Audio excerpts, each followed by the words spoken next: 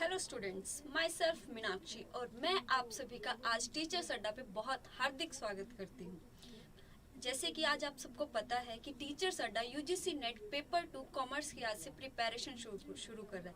तो आपको ये जानकर बहुत खुशी होगी क्योंकि बहुत टाइम से क्या है जो स्टूडेंट्स है वो यूजीसी नेट की प्रिपरेशन के लिए कॉमर्स के लिए क्या है वेट कर रहे। तो आज उन सबके लिए खुशी का दिन है कि आज से हमने क्या किया है, टीचर्स अड्डा ने यूजीसी नेट पेपर 2 कॉमर्स के लिए आज से हम क्या करें, प्रिपरेशन शुरू कर रहे हैं। जी हाँ, आप बिल्कुल सही सुन रहे हैं।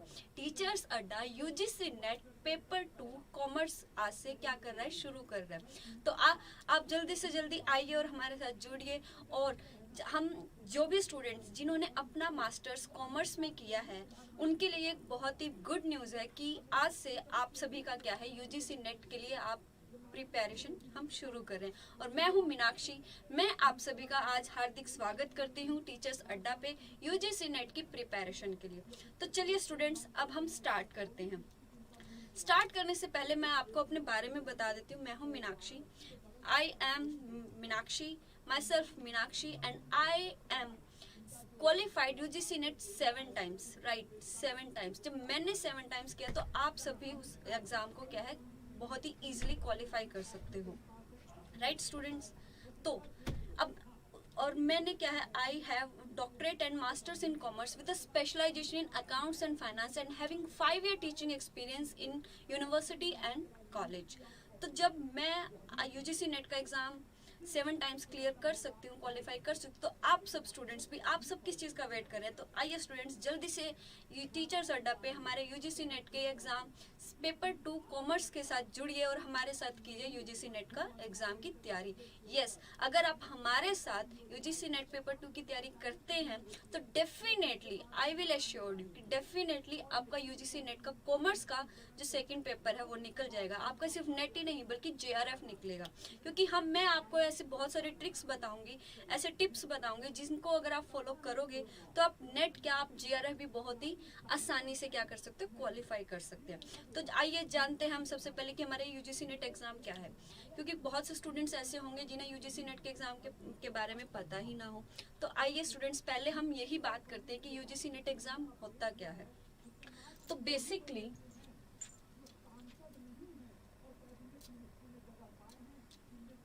UGC net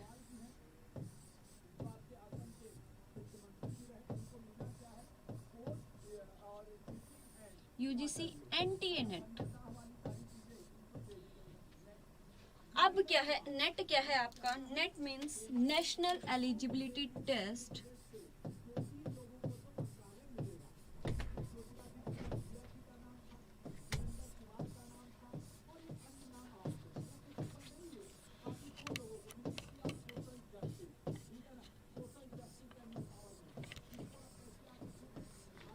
national eligibility test.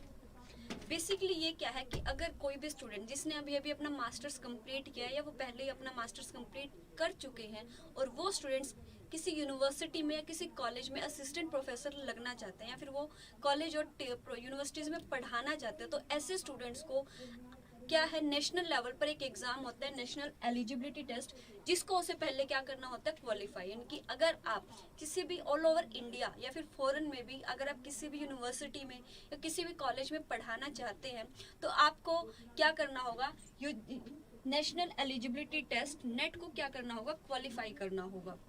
और इस एग्जाम को क्वालिफाई करने के बाद आप किसी भी यूनिवर्सिटी में और किसी भी कॉलेज में इजीली आप उसके लिए क्या हो जाते हो, एलिजिबल हो जाते हो कि आप किसी भी यूनिवर्सिटी और कॉलेज में पढ़ा सकते हो। पहले क्या होता था, इस एग्जाम को यूजीसी कंडक्ट करती थी, लेकिन अब इस एग्जाम को क्या है, एनटीए कंडक्ट करता है। अब इस एग्जाम को कौन कंडक्ट करता है, हमारी एनटीए नेशनल टेस्टिंग एजेंसी। ये अब यूजीसी नेट को क्या करती है, कंडक्ट करती है। अगर हम जनरली बात करें तो यूजीसी नेट का जो एग्जाम है वो हमारा साल में 2 बार होता है। हाँ, साल में 2 बार ये एग्जाम होता है। अगर हम कोरोना पीरियड को छोड़ दें, कोरोना काल के टाइम को अगर हम बात ना करें तो उसके अलावा जो हमारा ये एग्जाम है साल में 2 बार कंडक्ट होता है। एक बार तो होता है हमारा मई या जून में, और एक बार होता है हमारा नवंबर या दिसंबर में। और जब से कोरोना आया तब से ये जो हमारा एग्जाम है हमारा इस साल में 2 बार कंडक्ट नहीं हो पा रहा है। लेकिन अब आपके लिए खुशी की बात है कि अब ये नोटिफिकेशन इसकी आ चुकी है। जो दिसंबर में 2020 में एग्जाम होने वाला था वो अब आपका 2021 में एग्जाम यूजीसी नेट का होने वाला है। तो अगर किसी भी स्टूडेंट जिसका जो मेन सब्जेक्ट है मास्टर्स, जिसने अपनी क्या है कॉमर्स में की है, तो वो हमारे साथ जुड़ जाइए ताकि आप अपना नेट का और अपना जीआरएफ आसानी से क्वालिफाई कर सके। आपको नेट और जीआरएफ को क्वालिफाई करने के लिए सिर्फ 2 ही काम करने हैं। एक तो टीचर्स अड्डा जो है वो ज्वाइन करना है, उसको लाइक करना है, शेयर करना है, और जो भी आपको इस क्लास में पढ़ाया जाएगा उसको आपको एक्टिवली समझना है। क्या करना है, आपको एक्टिवली समझना है और डेली बेस पर आपको उसकी क्या करनी है, प्रैक्टिस करनी है। बस आपको ये 2 ही काम परफॉर्म करने हैं। क्या, एक तो आपको जो एक क्लास चल रही है उस क्लास में आपको एक्टिवली परफॉर्म करना है, और अपनी डेली बेसिस पे जो भी आपको पढ़ाया जाएगा, जो आपकी समझ में आएगा, जो आप समझोगे, उसकी आपको डेली बेसिस पे क्या करनी है, प्रैक्टिस। तो अगर आप हमारे साथ जुड़ के डेली प्रैक्टिस करेंगे और हमारी क्लास देखेंगे तो डेफिनेटली आपका जो नेट है वो नेट ही नहीं बल्कि आप जीआरएफ को भी क्वालिफाई कर सकते हो। नेट और जीआरएफ में क्या डिफरेंस है? कुछ स्टूडेंट्स ऐसे भी होंगे जिन्हें अभी तक नेट और जीआरएफ के बारे में पता ही ना हो कि नेट क्या होता है और जीआरएफ क्या होता है। तो आइए स्टूडेंट्स, मैं आपको बता देती हूँ कि नेट क्या है और जीआरएफ क्या है।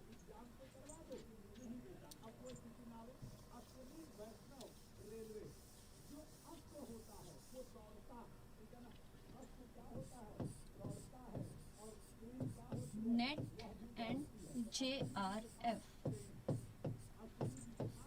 Junior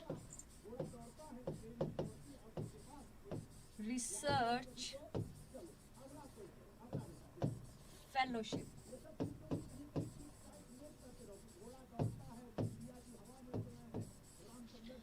net means national eligibility test और JRF means junior research fellowship. NET तो क्या है, आपको एक एलिजिबल बनाता है कॉलेज और यूनिवर्सिटी में पढ़ाने के लिए, जैसा कि मैंने आपको पहले बताया। जीआरएफ क्या है कि अगर आप मास्टर्स करने के बाद पीएचडी करना चाहते हो, रिसर्च फील्ड में आना चाहते हो, तो रिसर्च फील्ड में आने के लिए, अपनी पीएचडी करने के लिए यूजीसी आपको एक बहुत बड़ी स्कॉलरशिप अमाउंट देता है जिसे हम कहते हैं JRF, junior research fellowship. Means कि अगर आप अपनी पीएचडी कंडक्ट करते हो, अब आप क्या करते हो, रिसर्च फील्ड में जाते हो अपनी मास्टर्स करने के बाद, तो यूजीसी आपको क्या करती है, स्कॉलरशिप देती है। किसके लिए? पीएचडी करने के लिए, आपकी रिसर्च करने के लिए। तो नेट और जीआरएफ में कोई ज्यादा डिफरेंस नहीं है। जो कट ऑफ आपकी नेट के एग्जाम की जाती है उसी से 5 to 7% एक्स्ट्रा आपकी क्या है, जीआरएफ की रहेगी। जैसे कि अगर मान लो आपका जो नेट है वो 60% पे क्वालिफाई हो रहा है, तो आपकी जो जीआरएफ की कट ऑफ है वो क्या रहेगी, 65% to 70%। मीन्स कि जिस स्कोर पे, जिस कट ऑफ पे आपका नेट क्वालिफाई हो रहा है, उसी से थोड़े से एक्स्ट्रा मार्क्स, अगर थोड़े और एक्स्ट्रा मेहनत आप करते हो, थोड़े और एक्स्ट्रा स्कोर अगर आप करते हो, तो वो आपका क्या कहलाएगा, जेआरएफ। और जेआरएफ करने से आपको क्या मिलती है, आपको स्कॉलरशिप मिलती है। लेकिन उस स्कॉलरशिप को लेने के लिए कंडीशन क्या है कि आपको अपने आप को पीएचडी में, रिसर्च में क्या करवाना पड़ेगा, एनरोल करवाना पड़ेगा। मैक्सिमम 3 इयर्स का, मतलब अगर आपका जीआरएफ हो गया है, राइट स्टूडेंट्स, अगर आपका जीआरएफ क्वालिफाई हो गया है तो आपको with in 3 year, with in 3 years, जब जिस डेट को आपका जीआरएफ क्वालिफाई हुआ है उस डेट से 3 साल के अंदर अंदर आपको अपने आप को इंडिया की किसी भी यूनिवर्सिटी में अपने आप को पीएचडी में क्या करवाना है, एनरोल करवाना है। तो आपको उस हिसाब से हर महीने फिर क्या है, 35,000 की जीआरएफ मिलनी शुरू हो जाएगी, और जो कि 2 साल के बाद आपका एसआरएफ में कन्वर्ट हो जाता है। जो जीआरएफ की स्कॉलरशिप है ये हमें मैक्सिमम 5 इयर्स तक मिलती है। कि आप जो जीआरएफ है, जीआरएफ की जो अमाउंट है हमें मैक्सिमम 5 इयर्स तक मिलती है। 3 साल के अंदर अंदर, जब भी जिस भी डेट को आपका जीआरएफ हो उसके 3 साल के अंदर अंदर आपको क्या करना है, 3 साल के अंदर अंदर आपको उसको क्या करना है, 3 साल के अंदर अंदर आपको उसको क्या करना है, अपने आप को पीएचडी में एनरोल करवाना है। और मैक्सिमम 5 ईयर तक आपको वो जीआरएफ की अमाउंट, स्कॉलरशिप अमाउंट मिलती रहेगी। और जो आपका नेट है ये आपका लाइफ टाइम तक वैलिड रहता है।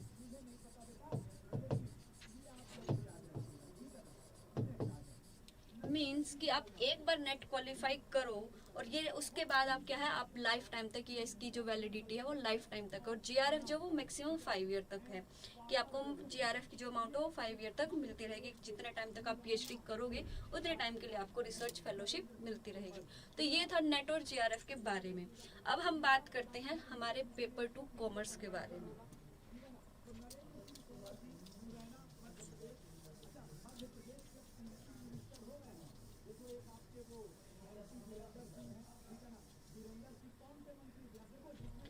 पेपर 2 कॉमर्स, अब कि इस एग्जाम हम मैं जो है आपको क्या कराऊंगी, पेपर 2 कॉमर्स के लिए तैयारी करवाऊंगी।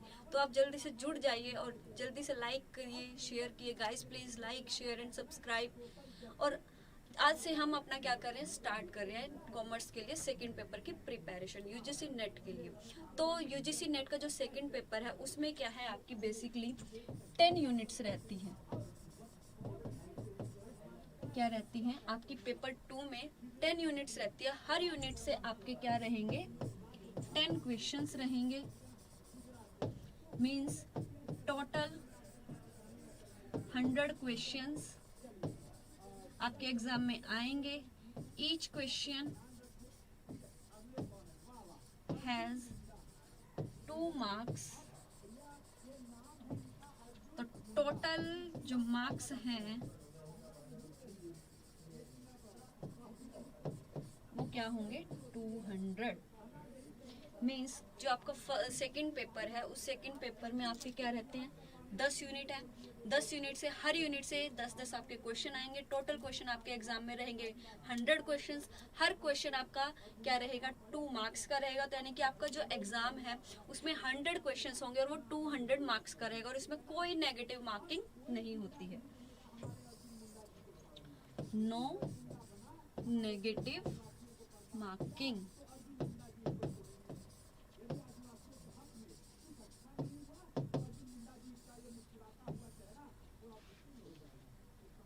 हमारी जो 10 यूनिट है, अब हम उन 10 यूनिट्स में से क्या करते हैं, हमारी एक यूनिट है उसमें अकाउंटिंग एंड ऑडिटिंग, हम उसको स्टार्ट करें। तो आइए स्टूडेंट्स, हम जल्दी से स्टार्ट करते हैं हमारी first unit accounting and auditing.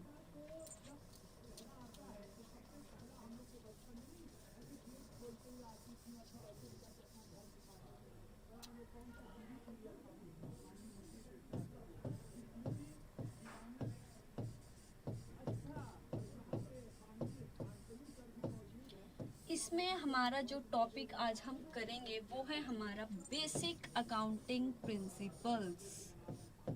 Basic accounting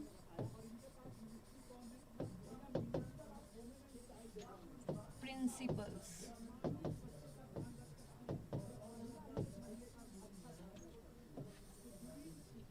तो आइए स्टूडेंट जल्दी से स्टार्ट करते हैं। Basic accounting principles. Tell me students, what comes to your mind when you listen this word principle? Yes, principle क्या होते हैं, और आपके माइंड में सबसे पहले प्रिंसिपल वर्ड को सुनते ही क्या आता है? अब कुछ स्टूडेंट्स ऐसे भी होंगे जो प्रिंसिपल वर्ड को सुनते ही अपने स्कूल वाले प्रिंसिपल को याद करेंगे, राइट? लेकिन हम यहाँ पर उस प्रिंसिपल की बात नहीं कर रहे हैं। Principle here means a rule, a standard,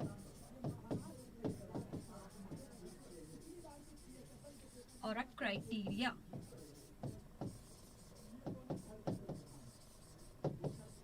principal का मीनिंग क्या है? अ रूल, अ स्टैंडर्ड और a criteria. Let me take an example, try to understand this. If you go to school, you must wear school uniform. This is what? This is a rule. Don't cheat in the exams. This is also a rule. Don't use mobile phones in the college. This is also a rule. तो हमारी life में ऐसे बहुत से rules हैं जिन्हें हमें क्या करना होता है, फॉलो करना होता है। If you want to ride a vehicle on road, you must have driving licence. कि अगर आप रोड पे आपको अपना कोई भी व्हीकल राइड करना है तो आपके पास क्या होना चाहिए, ड्राइविंग लाइसेंस होना चाहिए। ये क्या है, एक रूल है जो हमें पता है, राइट? तो इस तरह के हमारी लाइफ में बहुत सारे ऐसे रूल्स हैं जिन्हें हमें क्या करना होता है, फॉलो करना होता है। तो सेम उसी तरह से हमारे अकाउंट्स में भी बहुत सारे ऐसे रूल्स होते हैं जिन्हें हमें अपनी फाइनेंशियल स्टेटमेंट्स को प्रिपेयर करते हुए क्या करना होता है, फॉलो करना होता है। क्या होते हैं, हमारे अकाउंट्स में बहुत सारे ऐसे प्रिंसिपल्स हैं, ऐसे रूल्स हैं, ऐसे स्टैंडर्ड्स हैं जिन्हें हमें अपनी फाइनेंशियल स्टेटमेंट्स को प्रिपेयर करते हुए फॉलो करना होता है। और उन्हीं रूल्स, उन्हीं स्टैंडर्ड्स और उन्हीं क्राइटेरियाज को हम क्या कहते हैं, अकाउंटिंग प्रिंसिपल। तो accounting principle mainly defines the way how the economic event should be recognised, recorded and presented. कि मेनली जो हमारे अकाउंटिंग प्रिंसिपल्स है वो हमें ये बताते हैं कि हमें अपनी फाइनेंशियल स्टेटमेंट्स में किस इंफॉर्मेशन को, किस डाटा को, किस इंफॉर्मेशन को और कैसे और कब रिकॉर्ड करना है और प्रेजेंट करना है। कि हमारे जो फाइनेंशियल स्टेटमेंट्स है उसमें हमें सबसे पहले तो हम यही डिसाइड करेंगे कि उस फाइनेंशियल स्टेटमेंट में हमारी किस टाइप की, कौन सी इंफॉर्मेशन को रिकॉर्ड किया जाएगा, राइट। फिर उनका प्रेजेंटेशन कैसे होगा, राइट। फिर उनका क्लासिफिकेशन कैसे होगा, ये सब हम जो डिसाइड करते हैं, ये सब हमें जो गाइड करते हैं कि कैसे कैसे करना है, वो कौन करते हैं, हमारे अकाउंटिंग प्रिंसिपल्स। अब आपके मन में एक क्वेश्चन भी आया होगा कि ये इकोनॉमिक इवेंट्स क्या होते हैं, राइट। तो इकोनॉमिक इवेंट्स क्या होते हैं, economic events are those events which can be defined in monetary terms, right. देखो स्टूडेंट्स, हमारे बिजनेस में ना डेली बेसिस पे बहुत सारी ऐसी ट्रांजेक्शन्स होती है। डेली बेसिस पे कोई भी बिजनेस है, बहुत सारी उसमें ट्रांजेक्शन्स होती है। अब उन ट्रांजेक्शन में से कुछ ट्रांजेक्शन्स तो हमारी क्या होती है, इकोनॉमिक ट्रांजेक्शन्स, और कुछ ट्रांजेक्शन्स होती है हमारी नॉन इकोनॉमिक ट्रांजेक्शन। बेसिकली दो टाइप की ट्रांजेक्शन्स होती है हर बिजनेस में, कुछ होती है इकोनॉमिक और कुछ होती है नॉन इकोनॉमिक, राइट।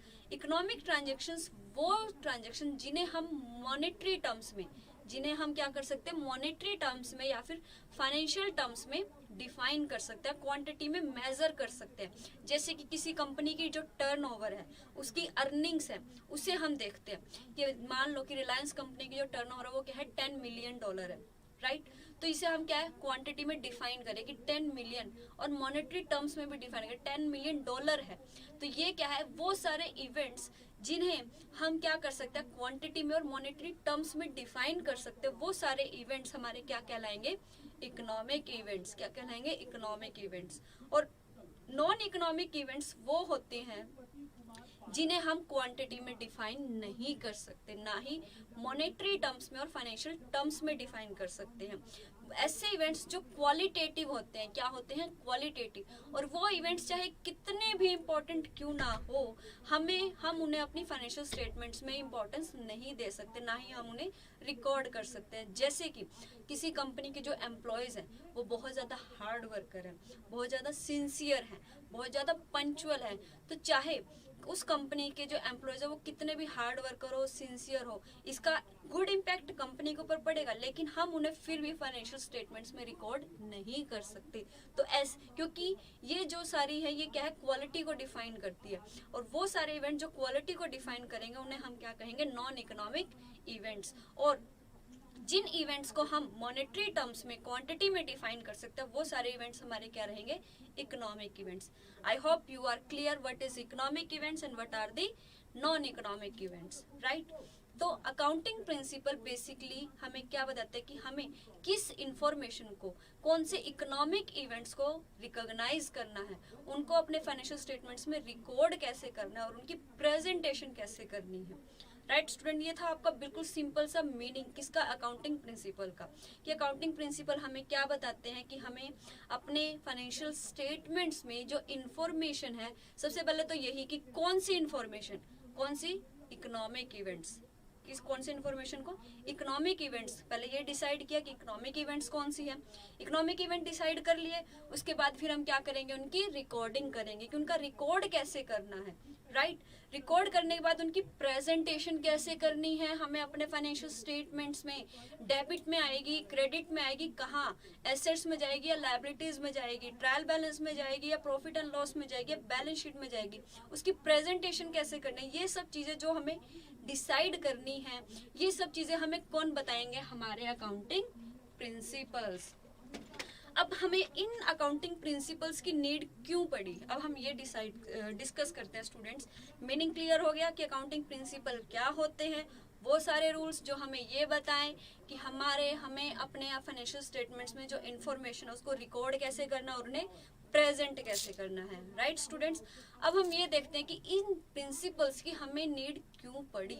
देखो स्टूडेंट्स, हमारे बिजनेस से रिलेटेड बहुत सारी ऐसी पार्टीज होती हैं जिनका हमारे बिजनेस में क्या होता है, इंटरेस्ट होता है।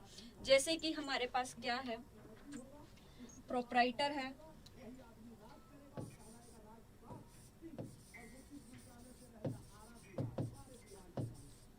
प्रोप्राइटर है, राइट, गवर्नमेंट है, इन्वेस्टर्स हैं, क्रेडिटर्स हैं और एम्प्लॉयज हैं। तो ये सब ऐसी पार्टीज हैं जिसका हमारे बिजनेस में क्या होता है, इंटरेस्ट होता है। राइट, इंटरेस्ट मीन्स जो प्रोप्राइटर है उन्हें क्या चाहिए, मैक्सिमम टू मैक्सिमम प्रॉफिट्स। वो अपने बिजनेस से क्या एक्सपेक्ट करते हैं कि उन्हें मैक्सिमम टू मैक्सिमम क्या मिले, प्रॉफिट्स मिले। गवर्नमेंट क्या एक्सपेक्ट करते हैं कि उसे मैक्सिमम टू मैक्सिमम टैक्स मिले। राइट, जो इन्वेस्टर है वो क्या चाहते हैं कि उन्हें मैक्सिमम टू मैक्सिमम अपनी इन्वेस्टमेंट पे रिटर्न्स मिले। क्रेडिटर चाहते हैं कि उन्हें टाइमली पेमेंट हो जाए।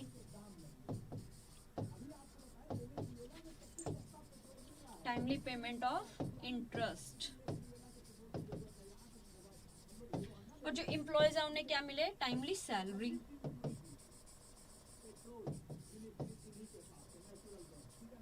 अब ये जो पार्टीज हैं क्या है, प्रोप्राइटर, गवर्नमेंट, इन्वेस्टर, क्रेडिटर और एम्प्लॉयज। ये सभी क्या चाहते हैं कि जो प्रोप्राइटर है वो क्या चाहता है कि मुझे अपने बिजनेस से क्या मिले, मैक्सिमम टू मैक्सिमम प्रॉफिट।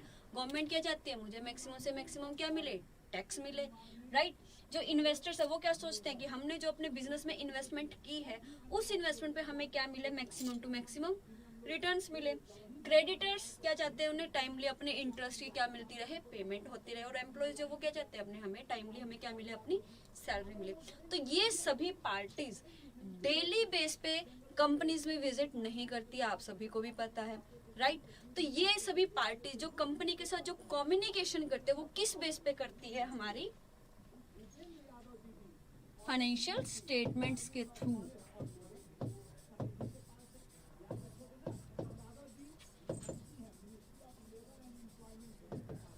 तो ये जितने भी हमारी पार्टीज हैं वो सभी पार्टीज हमारी कंपनी के साथ कम्युनिकेशन कैसे करेंगी, फाइनेंशियल स्टेटमेंट्स के थ्रू कम्युनिकेशन करेंगे। और ये फाइनेंशियल स्टेटमेंट्स हमारे किसके ऊपर डिपेंड करते हैं,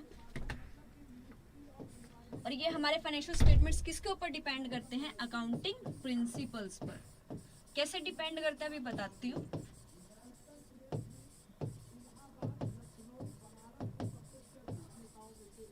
देखो, हमारे बिजनेस रिलेटेड क्या है, बहुत सारी पार्टीज हैं। राइट, उन पार्टीज का कुछ ना कुछ इंटरेस्ट होता है और वो सारी पार्टीज बिजनेस में डेली विजिट नहीं करती। तो हर साल जो कंपनीज अपने जो फाइनेंशियल स्टेटमेंट्स रिलीज करती है उसमें जो इन्फॉर्मेशन देती है, ये सभी पार्टीज उस फाइनेंशियल स्टेटमेंट्स में दी गई इन्फॉर्मेशन के ऊपर ट्रस्ट करती है कि इस कंपनी ने जो भी इन्फॉर्मेशन दिया वो क्या है, बिल्कुल एक्यूरेट है और क्या है, रेलिवेंट इंफॉर्मेशन दी है।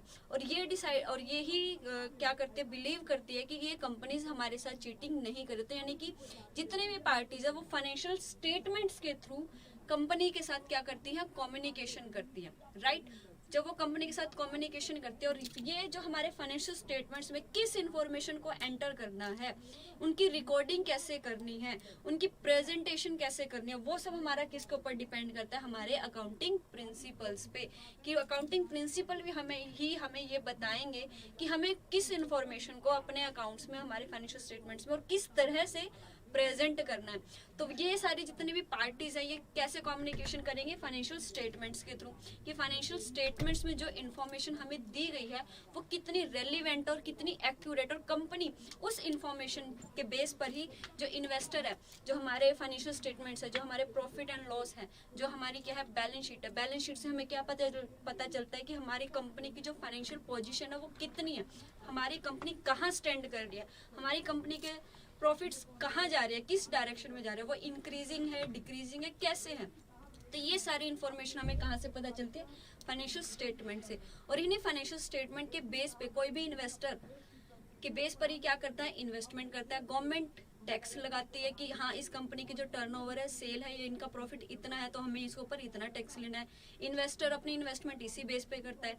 क्रेडिटर्स जो कंपनी को लोन देते हैं इसी फाइनेंशियल स्टेटमेंट के बेस पे देते हैं। तो ये जब फाइनेंशियल स्टेटमेंट्स इतने ज़्यादा इंपॉर्टेंट है, तो इन फाइनेंशियल स्टेटमेंट्स को प्रिपेयर करने के लिए जो रूल्स हैं, जो हमें फॉलो करने पड़ते हैं, वही रूल्स हमारे क्या है? Accounting principles. क्या है वो? हमारे अकाउंटिंग प्रिंसिपल ही हमें ये बताएंगे कि हमें अपनी फाइनेंशियल स्टेटमेंट में किस इंफॉर्मेशन को कैसे रिकॉर्ड और प्रेजेंट करना है। तो इसी वजह से हमें अकाउंटिंग प्रिंसिपल्स की क्या पड़ी? नीड पड़ी। और इन्हीं सभी रूल्स को जनरली हम क्या कहते हैं? गैप। क्या कहेंगे? Gap. Gap stands for generally accepted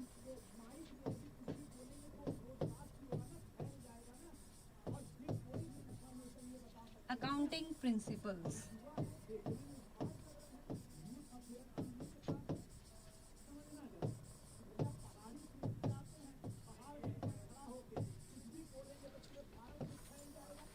generally accepted accounting principles ये क्या है?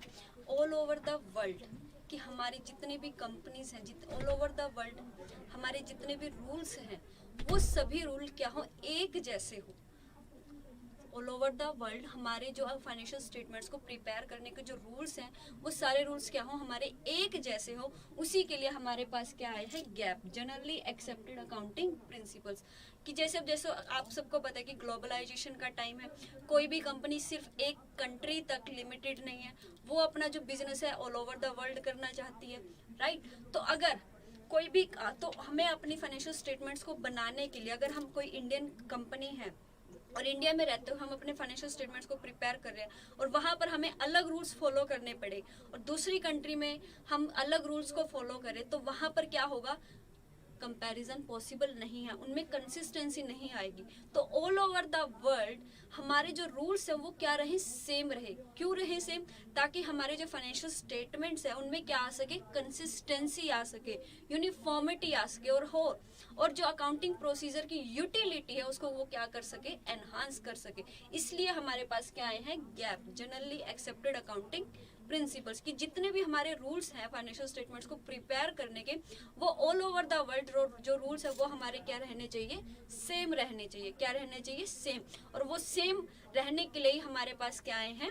गैप आए हैं, जनरली एक्सेप्टेड अकाउंटिंग प्रिंसिपल्स। क्योंकि अगर हर कंट्री के अपने अपने अलग अलग रूल्स होंगे तो हम क्या कर सकते, तो उससे हमें क्या प्रॉब्लम फेस करनी पड़ेगी? हम जो अपने फाइनेंशियल स्टेटमेंट्स हैं उनमें कंसिस्टेंसी नहीं आएगी, यूनिफॉर्मिटी भी नहीं आएगी और जो यूजर्स है उनके लिए उसकी यूटिलिटी भी इंक्रीज नहीं होगी। तो यूटिलिटी को एनहांस करने के लिए, कंसिस्टेंसी बनाए रखने के लिए और यूनिफॉर्मिटी को इंक्रीज करने के लिए ऑल ओवर द वर्ल्ड एक ही जैसे रूल्स रहे, इसी के लिए गैप का जन्म हुआ। Gap stands for generally accepted accounting principles. तो आइए स्टूडेंट्स, अब हम बात करते हैं अकाउंटिंग प्रिंसिपल्स की। अभी तक हमने क्या पढ़ा है? अकाउंटिंग प्रिंसिपल्स का मीनिंग और इनकी नीड और इम्पोर्टेंस, कि हमें अकाउंटिंग प्रिंसिपल की नीड क्यों पड़ी और गैप क्या होते हैं। अब हम बात करेंगे अकाउंटिंग, जो हमारे बेसिक अकाउंटिंग प्रिंसिपल्स हैं।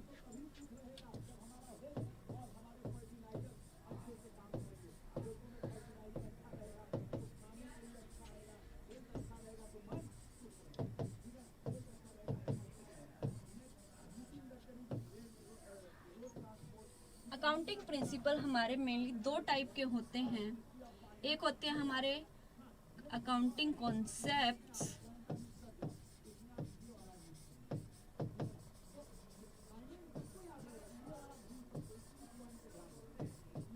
और एक होती हैं हमारी accounting conventions.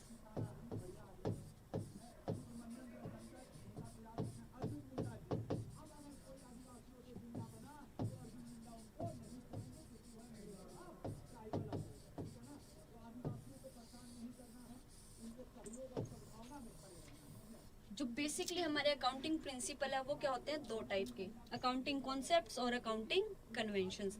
As per accounting standard 1 basically हमारे क्या तीन हमारी क्या फंडामेंटल अकाउंटिंग कॉन्सेप्ट्स है। अकाउंटिंग कॉन्सेप्ट क्या होती हैं, दीज आर द बेस और फंडामेंटल ऑफ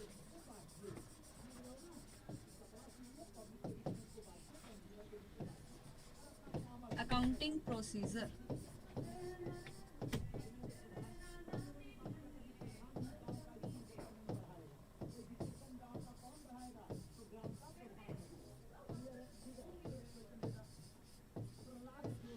अकाउंटिंग कॉन्सेप्ट्स क्या होती है, हमारी बेस और फंडामेंटल ऑफ अकाउंटिंग प्रोसीजर। ये क्या है, हमारा बेस है किसका, अकाउंटिंग प्रोसेस का। और जो हमारी अकाउंटिंग कन्वेंशन है ये क्या है, जनरली और कॉमन कंसेंट्स।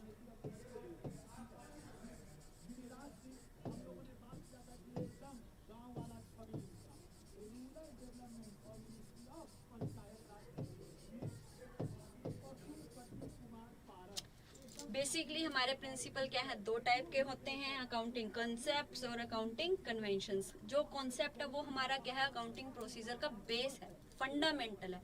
और जो हमारी कन्वेंशन है ये क्या, जनरली कॉमन एक्सेप्टेड है कि हाँ ये चीज है ऐसे, ठीक है। इनका क्या है, बेस है कि हमारी जो पूरी अकाउंटिंग प्रोसीजर है वो इनके ऊपर बेस्ड है। और ये क्या है, कॉमनली एक्सेप्टेड है कि हाँ 10 लोग हैं, 10 पर्सन है, उन्होंने क्या कहा कि ये कॉन्सेप्ट है कि हाँ ऐसे है, हमें ऐसा ही करना चाहिए। क्या है, जनरली एक्सेप्टेड और जनरली कॉमन कंसेंट है कि हाँ अगर आप ये बात कह रहे हो तो हाँ ऐसे ही है। ये तो क्या है, कॉमन कंसेंट है और ये क्या है, बेस है। तो अब हम इनको डीपली स्टडी करते हैं कि अकाउंटिंग कॉन्सेप्ट्स क्या होती है और कन्वेंशंस क्या होती हैं।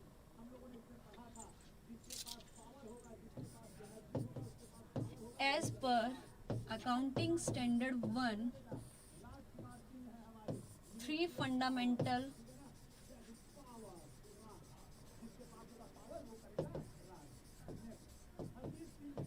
accounting concepts are, first one is going concern concept,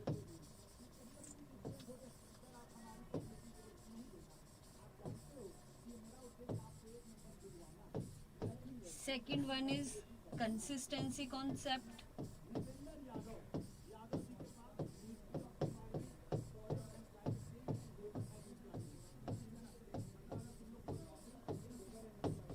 and third one is accrual concept.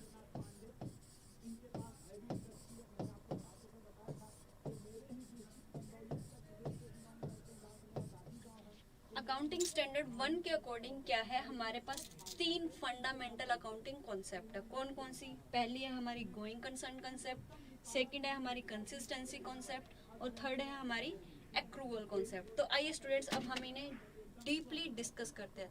Let's start with the going concern concept. Going concern concept क्या कहती है, ये कंसेप्ट कहती है या ये कंसेप्ट अज्यूम करती है कि हमारा जो बिजनेस है ना, वो बिजनेस हम लॉन्ग टर्म तक क्या करेंगे, फ्यूचर पीरियड में वो लॉन्ग टर्म तक हमारा जो बिजनेस है वो चलता रहेगा। ये नहीं है कि आज अगर हम अपना बिजनेस क्या कर रहे हैं, स्टार्ट कर रहे हैं, अगर आज हम अपना कोई भी बिजनेस स्टार्ट कर रहे हैं तो उसे हम 1 साल तक, 2 साल तक या 10 साल तक ही रन करेंगे। बल्कि हम ये सोच के, हमारे माइंड में क्या कंसेप्ट होते हैं कि हम अगर आज कोई अपना बिजनेस स्टार्ट करें तो उसको लॉन्ग टाइम तक, क्या लॉन्ग टाइम तक फ्यूचर पीरियड में हमारा जो बिजनेस है वो चलता रहेगा, कंटिन्यू रहेगा। हमारा जो बिजनेस है वो क्या रहेगा, फ्यूचर में लॉन्ग टाइम तक, लॉन्ग टाइम कोई डेफिनेट नहीं है, लॉन्ग टाइम तक वो क्या है, बस चलता ही रहेगा। मीन्स जैसे कि आपने क्या है, फॉर एग्जाम्पल रिलायंस कंपनीज है, टाटा है, बिरला है, अमेजन है, फ्लिपकार्ट है, सैमसंग है, ये ऐसी कंपनी जो बहुत टाइम से चलती आ रही है और फ्यूचर में भी ये सब क्या है, चलती रहेंगे। तो ऐसे बहुत सारे ऐसे बिजनेस है। तो कि जब हम अपने बिजनेस को स्टार्ट करते हैं तो हम अपने माइंड में क्या कॉन्सेप्ट लेके चलेंगे कि हमारा जो बिजनेस है लॉन्ग टाइम तक चलता रहेगा। किस कॉन्सेप्ट, ये कॉन्सेप्ट क्या कहती है, यही एज्यूम करते हैं कि हमारा जो बिजनेस है वो क्या रहेगा, लॉन्ग टाइम तक चलता ही रहेगा। हम अपने बिजनेस को नियर फ्यूचर में बंद करने वाले नहीं हैं। या फिर आप ये भी कह सकते हैं कि हर जो कंपनी है, जो बिजनेस आज एस्टैब्लिश हो रहा है, उसमें इतनी कैपेसिटी है कि वो हर साल अपने इनकम में से अपने जितने भी उसके एक्सपेंसेस है उनको बियर कर रही है, और वो नियर फ्यूचर में लिक्विडेट होने वाली नहीं है, यानी कि वो अपने बिजनेस को बंद करने वाली नहीं है, और वो कंटिन्यू चलती रहेगी। तो ये कॉन्सेप्ट हमें कौन सी कॉन्सेप्ट कहती है? ये हमें going concern concept. Meaning clear है क्या? लॉन्ग टाइम तक चलती रहेगी। अब इसकी एप्लीकेशंस देखते हैं कि बिजनेस में क्या क्या एप्लीकेशंस है, जो हमारे यूजीसी नेट में मेनली इसके क्वेश्चन आते हैं। यूजीसी नेट के एग्जाम में आपसे डायरेक्टली मीनिंग नहीं पूछा जाएगा कि गोइंग कंसर्न कंसेप्ट क्या कहते हैं, बल्कि उसकी एप्लीकेशंस, कि गोइंग कंसर्न कंसेप्ट की एप्लीकेशन क्या है हमारे बिजनेस पे। तो सबसे पहले इसकी एप्लीकेशन है कि इस कॉन्सेप्ट की वजह से ही जो हमारी फिक्स्ड एसेट्स हैं, उन सभी फिक्स्ड एसेट्स को हम उनकी ओरिजिनल वैल्यू पर कैलकुलेट करते हैं, ना कि उनकी मार्केट वैल्यू पे। हमारे बिजनेस में हम जितने भी फिक्स्ड एसेट्स हैं उन सभी को, ओरिजिनल को, हमारे फाइनेंशियल स्टेटमेंट्स है, जो बैलेंस शीट है, उस बैलेंस शीट में अगर आप मान लो आपने कोई मशीनरी परचेज करी है, ठीक है, तो उस मशीनरी को आप अपने फाइनेंशियल स्टेटमेंट्स में, अपनी बैलेंस शीट में उसकी ओरिजिनल कॉस्ट पर क्या करते हो? कैलकुलेट करते हो, रिकॉर्ड करते हो, ना कि उसकी मार्केट में वैल्यू पर। उसकी मार्केट में वैल्यू आपके लिए टोटल इररेलेवेंट है। आपको क्या करना है कि मान लो आज आपने एक मशीनरी 10 लाख रुपए की परचेज करी, ठीक, और उस मशीनरी की जो वैल्यू है क्या है? 10 लाख रुपए, और उसकी जो लाइफ टाइम है वो क्या है? 10 साल की। वो मशीनरी आपको 10 साल आपकी चलेगी, राइट। तो इसी कॉन्सेप्ट की वजह से हम उस मशीनरी की जो 10 लाख रुपए की वैल्यू, उसको एक ही साल में, एक ही साल की बैलेंस शीट में रिकॉर्ड ना करके उसको क्या करेंगे, बल्कि 10 साल तक उसको रिकॉर्ड करेंगे। मतलब जो हमारे 10 लाख रुपए की हमने जो इन्वेस्टमेंट की है, उसको हम 10 ईयर से, जो उसकी लाइफ टाइम है, उससे डिवाइड करेंगे, और हर साल 1-1 लाख रुपया अपनी बैलेंस शीट में रिकॉर्ड करेंगे। ऐसा क्यों करते हैं? क्योंकि हमें पता है कि हमने अपने बिजनेस को क्या करना है? लॉन्ग रन तक चलाना है। तभी उसकी पूरी 10 लाख की वैल्यू, जिस साल हमने उसको परचेज किया है, उस साल उसको रिकॉर्ड ना करके, बल्कि क्या करेंगे? हर साल 1-1 लाख रुपए उसके रिकॉर्ड करेंगे। और जो डेप्रिसिएशन भी चार्ज करते हैं वो किस पे करते हैं? ओरिजिनल कॉस्ट पे, ना कि उसकी मार्केट वैल्यू पे। मार्केट में चाहे उसकी वैल्यू कुछ भी हो, टोटली इररेलेवेंट है। किस कॉन्सेप्ट की वजह से? गोइंग कंसर्न कॉन्सेप्ट की वजह से। ये तो हुई इसकी एक एप्लीकेशन। नेक्स्ट एप्लीकेशन है इसकी कि हम जो हमारी जितनी भी एसेट्स हैं, उन सभी एसेट्स को, फिक्स्ड एसेट्स उसमें से कौन सी है और करंट एसेट्स कौन सी है, उनका क्लासिफिकेशन किस बेस पे करते हैं? गोइंग कंसर्न कॉन्सेप्ट की वजह से। कि अगर आप, हमारे बिजनेस में 2 टाइप के एसेट्स होते हैं, करंट एसेट्स और नॉन करंट एसेट्स। तो उनका जो ये क्लासिफिकेशन किया जाता है, किस बेस पे किया जाता है? किस बेस पे किया जाता है? हमारी गोइंग कंसर्न कंसेप्ट की वजह से ही। और इसका और थर्ड एप्लीकेशन क्या है कि हमारे जो प्रीपेड एक्सपेंसेस होते हैं, प्रीपेड एक्सपेंसेस वो एक्सपेंसेस जिनका आपने एक्सपेंस तो आज ही किया है, मतलब आपने एक्सपेंस आप आज के डेट में प्रेजेंट टाइम पे कर चुके हो, लेकिन उसका जो बेनिफिट है वो आपको कब मिलेगा? फ्यूचर डेट पे। सबसे बेस्ट एग्जांपल है प्रीपेड एक्सपेंसेस का एडवर्टीजमेंट एक्सपेंसेस। कौन से एक्सपेंसेस? एडवर्टीजमेंट। कि आज आपने क्या किया? एडवर्टीजमेंट पर क्या किया? एक्सपेंस किया, 10 लाख रुपए आपने खर्च किए। तो उस एडवर्टीजमेंट पे 10 लाख रुपए खर्च करने से आपको जो इसके बेनिफिट है वो कब मिलेंगे? फ्यूचर पे। लेकिन आपने जो एक्सपेंस किया वो आज प्रेजेंट डेट पे ही किया, राइट। और इसी वजह से जो जो आपके प्रीपेड एक्सपेंसेस है, इसी कॉन्सेप्ट की वजह से आप उसको बैलेंस शीट में एज एन एसेट शो करते हो। प्रीपेड एक्सपेंसेस को as an asset balance sheet में किस कॉन्सेप्ट की वजह से शो किया जाता है? गोइंग कंसर्न कॉन्सेप्ट की वजह से। क्योंकि प्रेजेंट में हमने एक्सपेंस कर दिया, लेकिन उससे मिलने वाले जो बेनिफिट है वो हमें फ्यूचर में मिलेंगे, राइट। तो ये थी इसकी थर्ड एप्लीकेशन कि प्रीपेड एक्सपेंसेस को एज एन एसेट क्यों शो किया जाता है? गोइंग कंसर्न कॉन्सेप्ट की वजह से। करंट और नॉन करंट एसेट्स क्यों की जाती हैं? गोइंग कंसर्न कॉन्सेप्ट की वजह से। हम अपनी जो हमारे बुक्स ऑफ अकाउंट्स में जितने भी फाइनेंशियल स्टेटमेंट्स हैं, उनमें जो हमारी एसेट्स है, उन एसेट्स को उनकी ओरिजिनल कॉस्ट पे कैलकुलेट करते हैं, रिकॉर्ड करते हैं। डेप्रिसिएशन भी ओरिजिनल वैल्यू पर ही कैलकुलेट किया जाता है। किस कॉन्सेप्ट की वजह से? हमारी गोइंग कंसर्न कंसेप्ट की वजह से। तो ये था सारा गोइंग कंसर्न कंसेप्ट की एप्लीकेशन।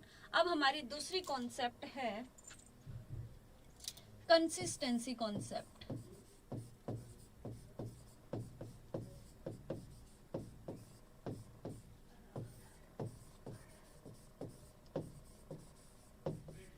ये कॉन्सेप्ट क्या कहती है कि हमारे फाइनेंशियल स्टेटमेंट्स को प्रिपेयर करने के लिए जितने भी आप मेथड्स यूज कर रहे हो, उन मेथड्स में क्या होनी चाहिए, कंसिस्टेंसी होनी चाहिए।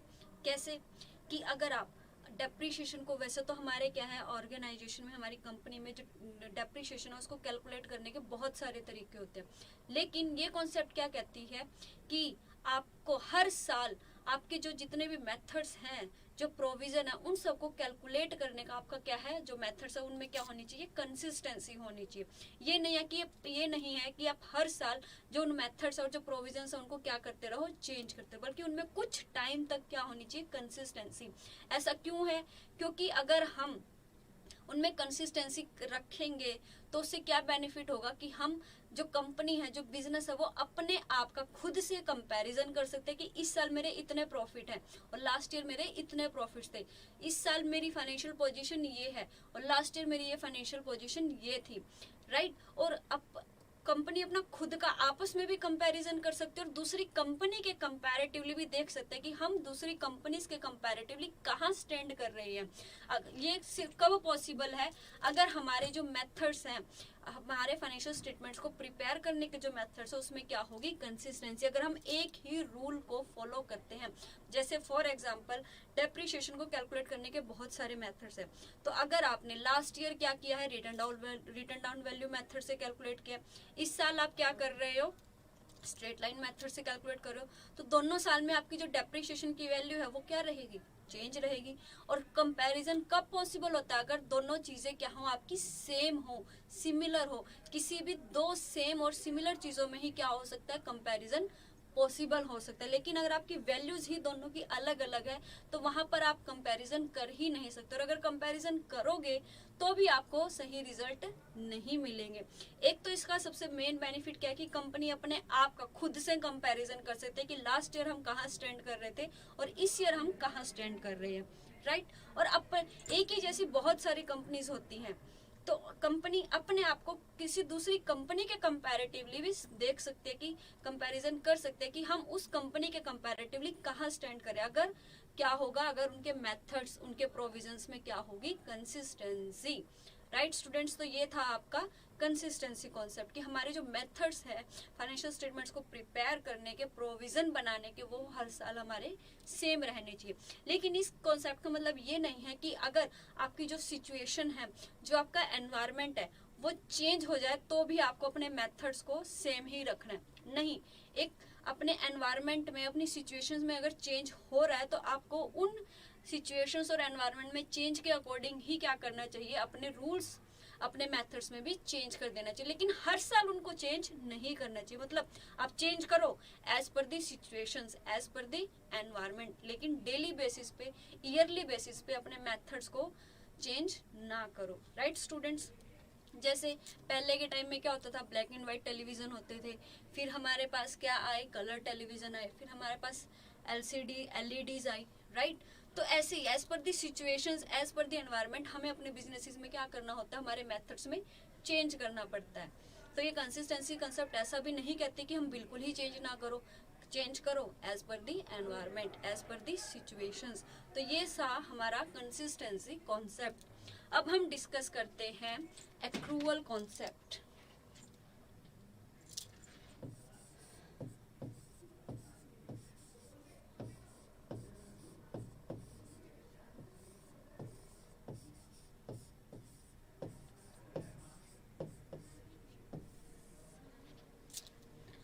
आइए स्टूडेंट्स, एक्रूअल कॉन्सेप्ट को डिस्कस करते हैं।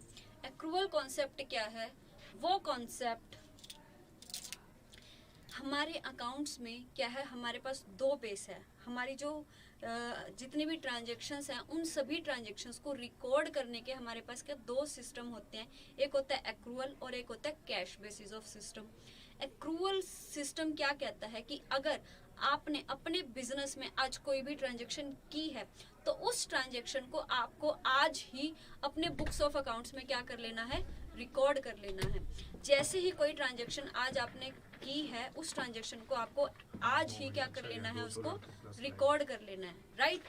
चाहे वो आपको सेल जो उसकी जो चाहे आपको उस ट्रांजेक्शन के लिए कैश जो है आज ही रिसीव हो या कुछ टाइम बाद रिसीव हो, वो आपके लिए मैटर नहीं करेगा।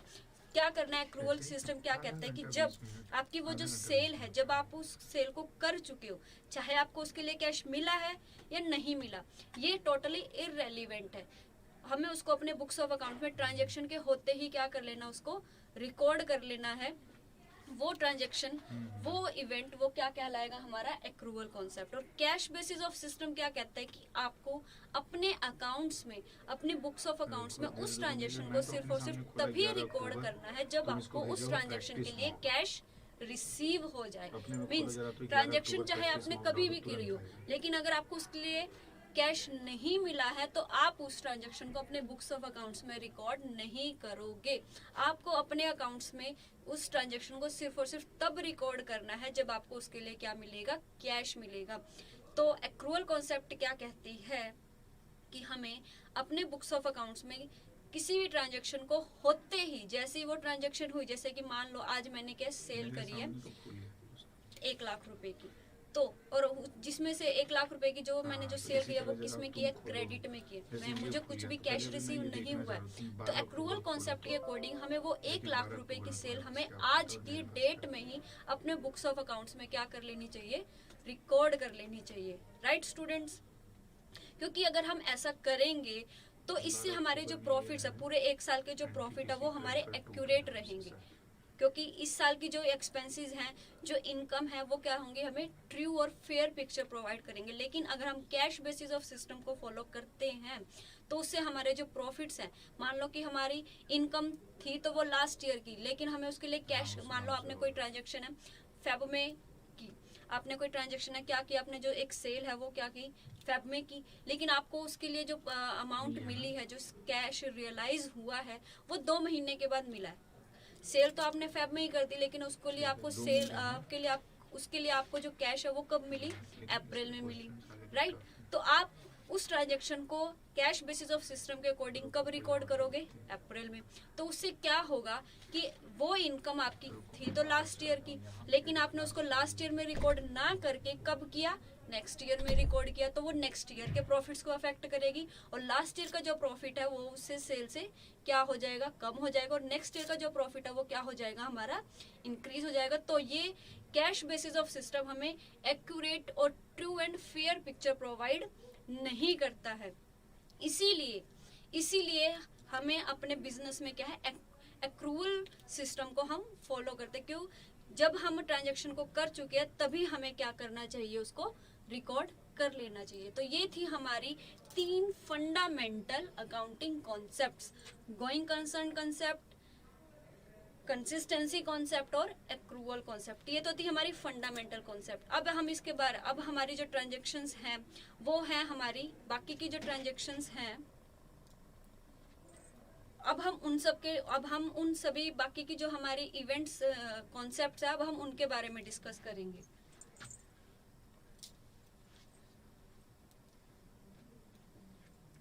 तो आज हमने क्या डिस्कस किया, meaning of accounting principles, right. क्योंकि जो आज की जो हमारी क्लास है वो क्या है, एक ओरिएंटेशन क्लास है, राइट स्टूडेंट।